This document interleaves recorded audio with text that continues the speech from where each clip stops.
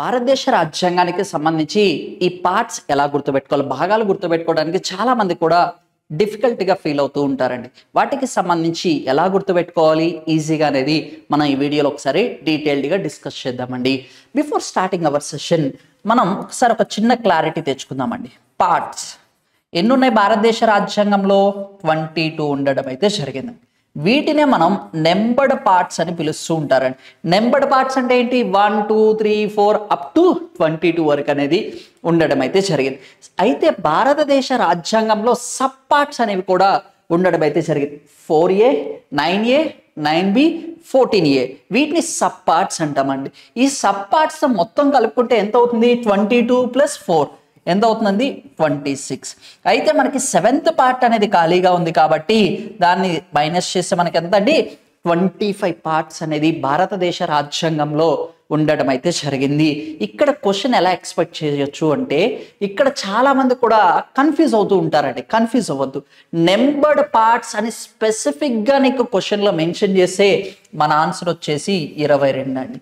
అయితే including sub parts అన్నాడు అనుకోండి, మన ఆన్సర్ ఎంత అండి? 25. ఏం మెన్షన్ చేయాలి? How many parts is Indian constitution is having అంటే ఆన్సర్ కూడా 25. అంటే జనరలైజ్డ్గా అడిగితేనేమో 25, స్పెసిఫిక్గా నెంబర్డ్ పార్ట్స్ అని అడిగితే మనకు వచ్చేసి ఆన్సర్ వచ్చేసి ఎంత అవుతుంది? 22 అని గుర్తుపెట్టుకోండి. అయితే ఈ 22 పార్ట్స్ని గుర్తుపెట్టుకోవడానికి కొన్ని ట్రిక్స్, ఎడిషన్స్ మీకు వస్తే ఆటోమేటిక్ ఇవన్నీ కూడా చాలా ఈజీ అండి. ఓకే, అవి ఒకసారి డిస్కస్ చేద్దామండి. First we are Indians. ఇండియన్స్ కదా, మరి ఇండియన్స్ అని మనకి ఎక్కడ మెన్షన్ చేశారు? పార్ట్ 1 మనమే కదా ఫస్ట్. ఈ పార్ట్ 1లో ఎక్కడ మెన్షన్ చేశారు? ఆర్టికల్ 1.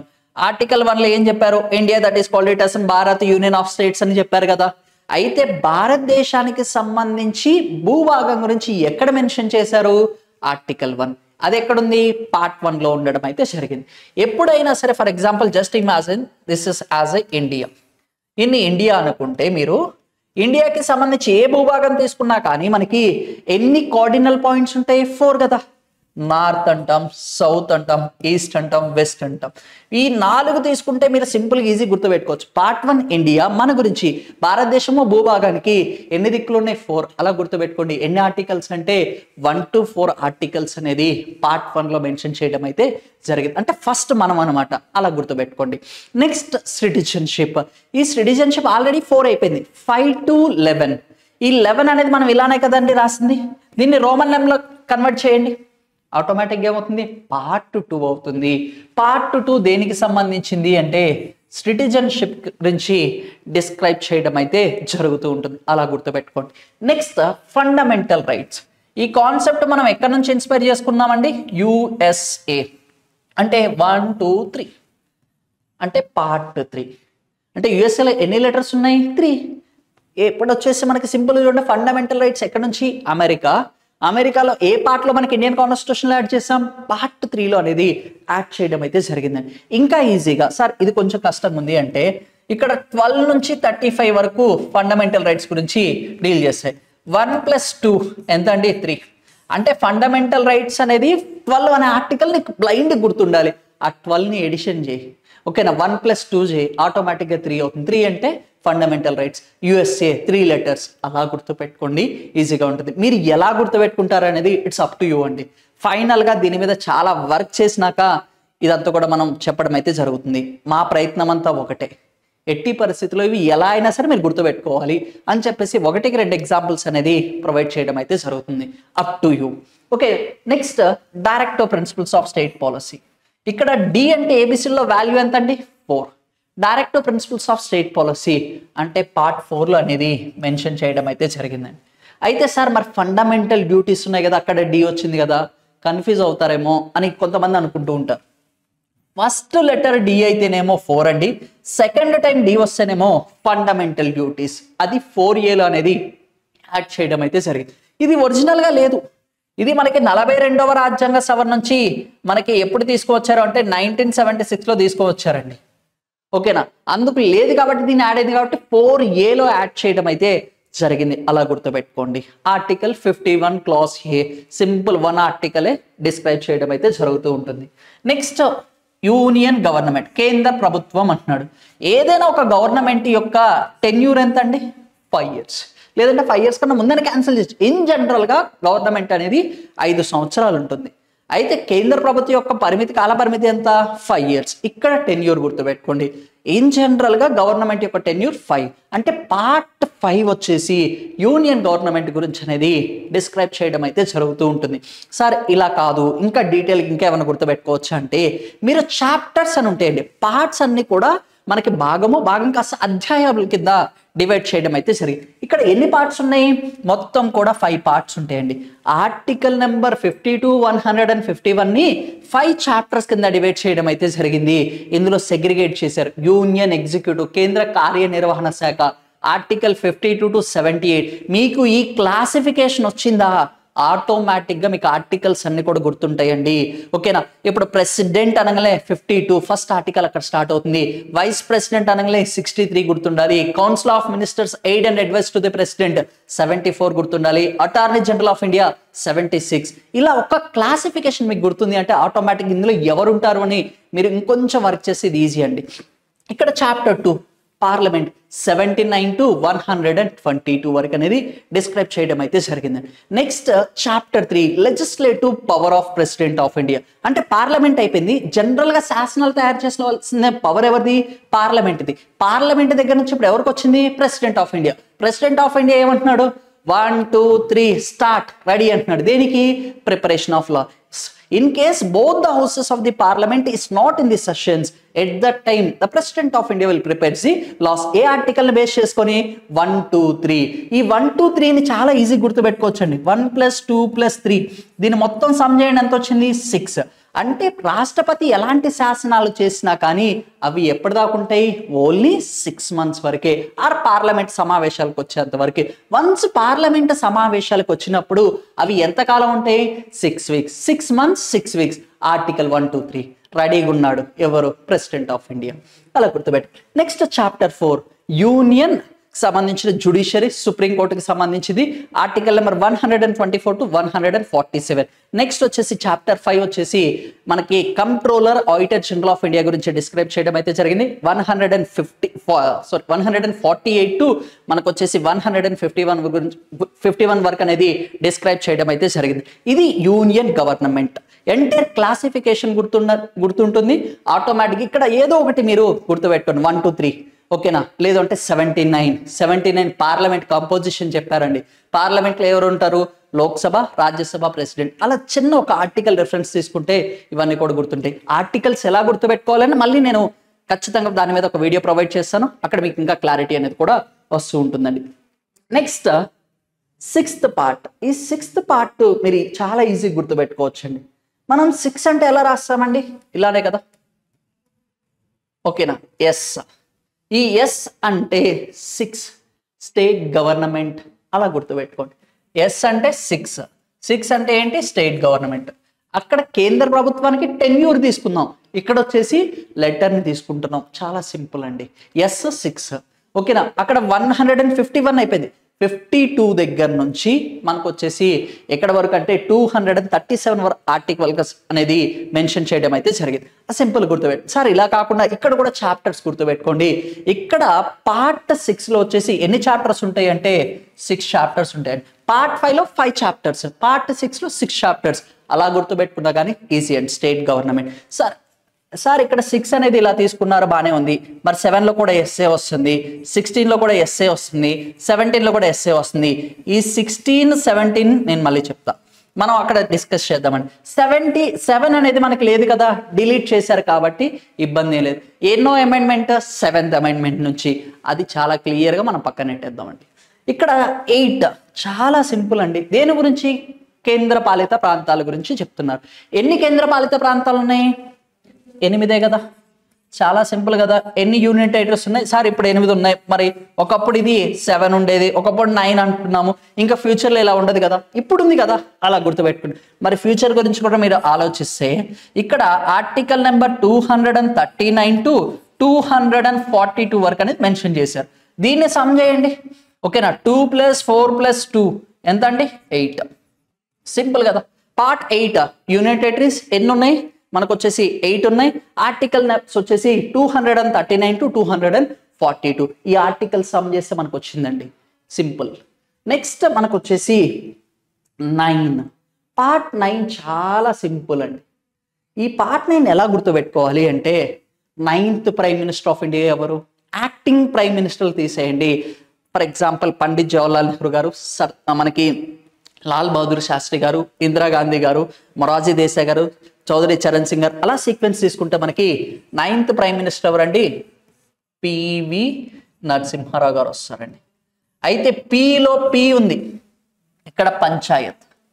పివి నరసింహారావు గారి టైంలోనే పంచాయత్కి కాన్స్టిట్యూషనల్ స్టేటస్, రాజ్యాంగ మద్దతు అనేది ప్రొవైడ్ చేయడం అయితే జరిగింది. ఇది ఒక లాజిక్ అండి. లేదు ఇంకా మాకు ఇంకా డీటెయిల్గా కావాలి అంటే ఏ ఆర్టికల్ 243 కదండి, 243 మొత్తం సమ్ చేయండి. 2 + 4 + 3 ఎంత? 9. పార్ట్ 9 దేని గురించి అండి? పంచాయత్ గురించి డీల్ చేయడం అయితే జరుగుతుంది. మనం జనరల్గా పి ఎలా రాస్తాం, ఇలా కదా, 9 ఇలా రాస్తాం. దాన్ని రివర్స్ చేయండి, పంచాయత్ వస్తుంది. అలా గుర్తుపెట్టుకున్నా ఇబ్బంది ఏం లేదు. సరే, ఇలా మనం ఇట్లా 9 రాస్తున్నాం కదా, ఈ ఓని తీసేసేయండి పక్కనకి.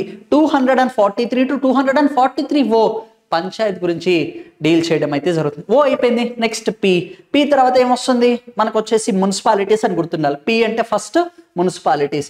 మనకి 9 వచ్చేసేమో పంచాయత్ వచ్చేసి మున్సిపాలిటీస్, 9B వచ్చేసి ఏంటి అంటే కోఆపరేటివ్ సొసైటీస్.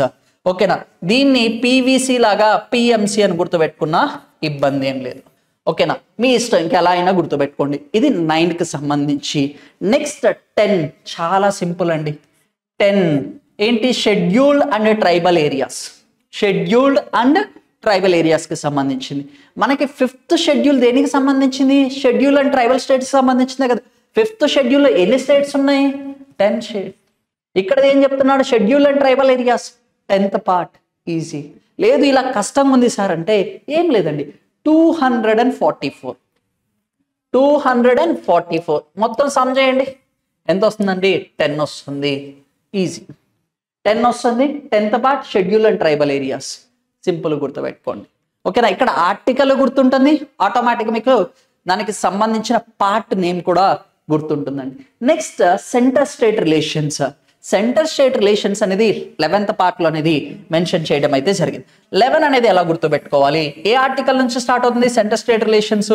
245 మనం ఇలానే కదా, 245 మొత్తం సమ్ చేయండి. 11 వస్తుంది. 11th పార్ట్ దేని గురించి డిస్క్రైబ్ చేస్తుంది అంటే మనకు వచ్చేసి సింపుల్గా సెంటర్ స్టేట్ రిలేషన్స్ గురించి గుర్తుపెట్టుకోండి. సెంటర్ స్టేట్ రిలేషన్స్ లో 11th పార్ట్లో వచ్చేసి administrative relations, legislative relations mention చేయడం అయితే జరిగింది. మరి ఫైనాన్స్ రిలేషన్స్ ఎక్కడ మెన్షన్ చేశారు? పార్ట్ 12. పార్ట్ 12 అనేది ఎక్కడ నుంచి స్టార్ట్ అవుతుంది? మనకు వచ్చేసి 264 నుంచి స్టార్ట్ అవుతుంది. దీన్ని మొత్తం సమ్ చేయండి, 12 వస్తుందండి. 264 దగ్గర నుంచి 300 వరకు వచ్చేసి మనకి ఎవరి గురించి డీల్ చేస్తుంది? ఫైనాన్స్, ప్రాపర్టీ అండ్ నెక్స్ట్ వచ్చేసి కాంట్రాక్ట్స్ అండ్ సెక్స్ గురించి అనేది మెన్షన్ చేయడం అయితే జరిగింది. 12 అయిపోయింది. 13 వచ్చేసి మీరు చాలా ఈజీ గుర్తుపెట్టుకోవచ్చు అండి. 13 కూడా 13 ట్రేడ్. ఓకేనా? 13 దేనికి సంబంధించింది? ట్రేడ్కి సంబంధించింది. 301 ఆర్టికల్ దగ్గర నుంచి స్టార్ట్ అయ్యి మనకు వచ్చేసి 307 గురించి వచ్చేసి మనకి ట్రేడ్ గురించి డిస్కస్ చేశారు. ఈ 0 తీసేసి 1 ఇటు తీసుకున్నాను. 13 ట్రేడ్ అలా గుర్తుపెట్టుకున్నా ఇబ్బంది ఏం లేదండి. 13 ట్రేడ్ ఇది ఈజీగా ఉంటుంది. ఇంకా నెక్స్ట్ 14 ఇది చాలా చాలా ఈజీ గుర్తుపెట్టుకోవచ్చు. 14 అంటే services under union and state. కేంద్రానికి రాష్ట్రానికి సంబంధించిన సర్వీసెస్ గురించి చెప్పారు. ఇక్కడ మనం గవర్నమెంట్ జాబ్ తెచ్చుకోవడం అనేది కత్తి మీద సాము లాంటిది. ఎందుకు అంటే చాలా కష్టపడాలి. ఇక్కడ మీరు పాండవులను గుర్తుపెట్టుకోండి. పాండవులు 14 సంవత్సరాలు అరణ్యవాసం చేశారు, కష్టం వచ్చింది. ఈ కాంపిటేటివ్ ఫీల్డ్లో కూడా ఎన్నో కష్టాలు వస్తాయండి. ఫైనల్గా ఎంత కష్టపడితే మనకంత ఫ్రూట్స్ అనేవి వస్తాయి అని చెప్తూ ఉంటారు. అంటే ఇక్కడ నీకు 14 అనేది ఏంటి? ఒక కష్టానికి రిప్రజెంట్ చేస్తూ ఉంది. అంత స్ట్రగుల్ అయితే నీకు ఫ్యూచర్లో అంత బాగుంటుంది. ఇక్కడ మనకేంటి? Government jobs. మనం దేనికి ప్రిపేర్ అవుతున్నాం? Government jobs. అంటే అంత కష్టపడాలి అని. Okay, 14 services under union and state గుర్తుపెట్టుకోండి. అంటే మనకి 308 దగ్గర నుంచి స్టార్ట్ అయ్యి మనకు వచ్చేసి 323 వరకు అనేది డిస్క్రైబ్ చేయడం అయితే జరుగుతూ ఉంటుంది. ఇంకా గుర్తుపెట్టుకోవాలంటే ఐఏఎస్ అనేది ఒక సంవత్సరంలో వస్తుందా, ఇండియాకి సంబంధించిన మోస్ట్ టఫెస్ట్ ఎగ్జామ్, అంతా మనం కష్టపడాలి అని. ఓకేనా. నెక్స్ట్ ట్రిబ్యునల్స్ 14A, ఇది నామినల్ గుర్తుపెట్టేసుకోండి. నెక్స్ట్ 15 అంటున్నాడు ఎలక్షన్స్ అనేది ఎన్ని ఇయర్స్ కండక్ట్ చేస్తారు, 5 years. ఇక్కడ 5 అంటే మిమ్మల్ని ఏం గుర్తుపెట్టుకోమన్నా, యూనియన్ గవర్నమెంట్. నెక్స్ట్ 15 కూడా మనకి 5 వచ్చింది కాబట్టి 5 years. ఎవ్రీ 5 years ఒకసారి మనకి ఎలక్షన్స్ ఎవరు కండక్ట్ చేస్తారు, ఎలక్షన్ కమిషన్ ఆఫ్ ఇండియా. ఇది ఎక్కడ మెన్షన్ చేశారు, article number 324 to 329 election commission. 15 elections అలా గుర్తుపెట్టుకోండి. 16 వచ్చేసి special provisions relating to the certain classes అన్నారు. ఈ special provisions relating to certain classes అంటే ఏంటి, ఎస్సీస్, ఎస్టీస్ అండ్ ఆంగ్లో ఇండియన్స్. అవే కదా మనకి. ఎస్సీస్లో ఎస్ ఉంది, ఎస్టీస్లో ఎస్ ఉంది, అంటే special provisions regarding as a certain classes. ఇది ఎక్కడ ఎస్ ఇక్కడ మ్యాచ్ అయింది చూడండి. ఓకేనా. మనకు వచ్చేసి ఎక్కడ అంటే 16లో ఎస్ కూడా మ్యాచ్ అయింది. అక్కడ మీకు 6లో స్టేట్ గవర్నమెంట్, ఇక్కడ 16లో స్పెషల్ ప్రొవిజన్స్, అలా గుర్తుపెట్టుకోండి. నెక్స్ట్ 17 దేనికి సంబంధించింది అంటే అఫీషియల్ లాంగ్వేజ్కి సంబంధించింది. అఫీషియల్ లాంగ్వేజ్లో మనం ఎల్లేనానే కదా రాసేది. 17 అంటే ఇలా రాస్తాం కదా, లేదు అంటే మనకి ఇలా రాస్తాం. ఆ ఎల్ని రివర్స్ చేసేసేయండి. 17 అఫీషియల్ లాంగ్వేజ్కి సంబంధించింది. ఇక్కడ ఈ లాంగ్వేజ్ ఒకటి మీరు గుర్తుపెట్టుకోండి, 13 గుర్తుపెట్టుకోండి, 2 ఆడ్ నెంబర్స్. ఓకేనా. 15 ఆల్రెడీ ఎలక్షన్స్ వెళ్ళిపోయినాయి, 13 ఒక 17 ఏదో ఒకటి చేసి మీరు గుర్తుపెట్టేసుకోండి. నెక్స్ట్ వచ్చేసి ఇట్స్ వెరీ వెరీ ఇంపార్టెంట్ 18. మన అందరం కూడా ఏంటంటే 18 వచ్చాయి, ఇంకా నన్ను ఆపేది ఎవ్వరు లేరు అని చెప్పేసి మనం ఫీల్ అవుతూ ఉంటాం. కాకపోతే అలా మనకి 18 వచ్చాయని చెప్పేసి మన గురించి బాగా వరి అయ్యేది ఎవరు, మన పేరెంట్స్. ఇడేం పండేం బీభత్సంగా ఒక ర్యాష్ డ్రైవింగ్ తోలుతాడు, కొంతమంది ఏదో లవ్ అంటారు, కొంతమంది నేను ఇంట్లోంచి వెళ్ళిపోతా నాకు ఇవ్వద్దు అంటారు. అంటే ఎవరికి ఎమర్జెన్సీ, మనకి 18 వచ్చాయంటే మన పేరెంట్స్. ఇక్కడ 18 ఎమర్జెన్సీ సంబంధించింది, అలా గుర్తుపెట్టుకోండి. ఎవరికి, పేరెంట్స్కి. 18 years రాగానే మనందరం కూడా లీగాలిటీ వచ్చింది అని చెప్పేసి అలా ఫీల్ అవుతాం. దానివల్ల ఎక్కువ సఫర్ అయ్యేది ఎవరు, మన పేరెంట్స్. నెక్స్ట్ 19 అంటే 18 అనగానే నువ్వు మేజర్ అయిపోయింది. అయితే ఇక్కడ 19 టీనేజ్ అంటారు, కొంతమంది మేజర్ అంటారు. ఎవరికి కూడా ఒక క్లారిటీ లేదు, నువ్వు మేజర్వా టీనేజ్లోనా. మేజర్ అయితే ఇంకా టీనేజ్లోనే ఉన్నావు, అందుకోసం మిస్లీనియస్. ఎవరికి ఏం అర్థం కాదు. 19 మిస్లీనియస్ ఏజ్ అని కూడా, మిస్లీనియస్ పీరియడ్ అని గుర్తుపెట్టుకోండి.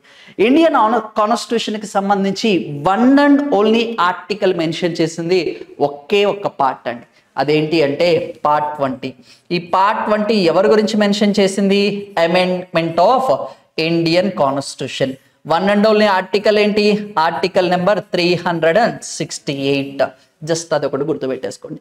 నెక్స్ట్ 21 వచ్చేసి టెంపరరీ ట్రాన్సిషనల్ స్పెషల్ ప్రొవిజన్స్, ఇవి నామినల్ గుర్తుపెట్టుకోండి. అండ్ నెక్స్ట్ 22 వచ్చేసి షార్ట్ టైటిల్స్.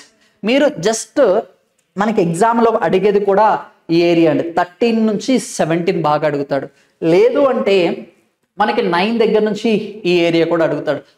8 దగ్గర నుంచి బాగా కాన్సన్ట్రేట్ చేస్తారండి.